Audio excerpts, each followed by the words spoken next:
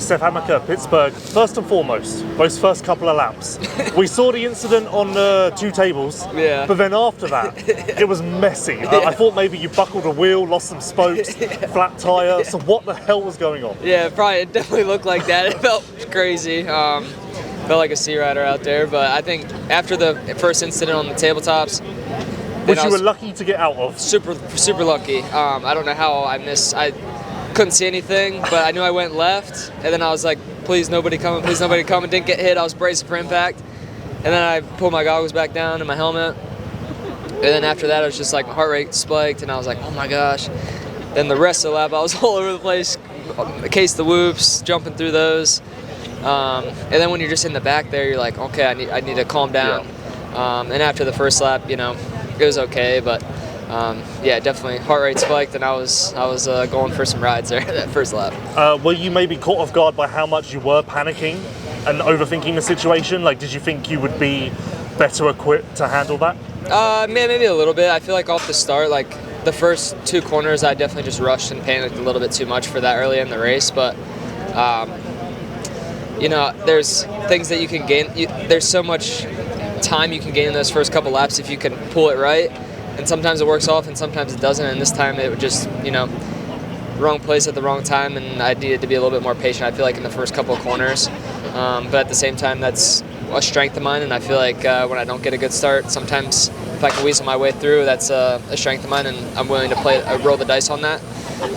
And tonight, just put myself in a worse position, you know, after me and Kopach kind of hit off of that, and yeah, it's the way it goes sometimes, but here we are.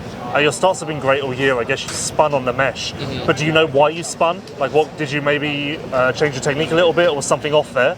No, technique and everything was the same. All I can think of is just I had some water like coming back from the sight lap, which everybody was going through it. Just you know, the way to get back to the gate. So tire was slick and wet, and then I spun it before, like sitting there before, to try and get all that mud off and try to get the tire set right. But for whatever reason, just didn't whatever it was, I don't know. I'm not gonna overthink it or change anything. It sucks that it spun like that, but you know, it's the way it goes sometimes, and can't get a perfect start every time.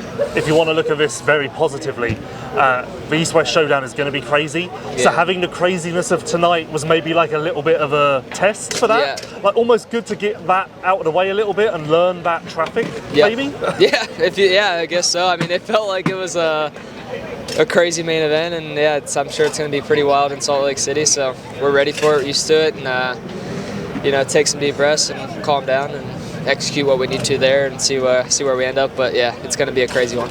Last thing, anything you want to clean up or improve with either yourself or the bike for Salt Lake City? Anything in mind?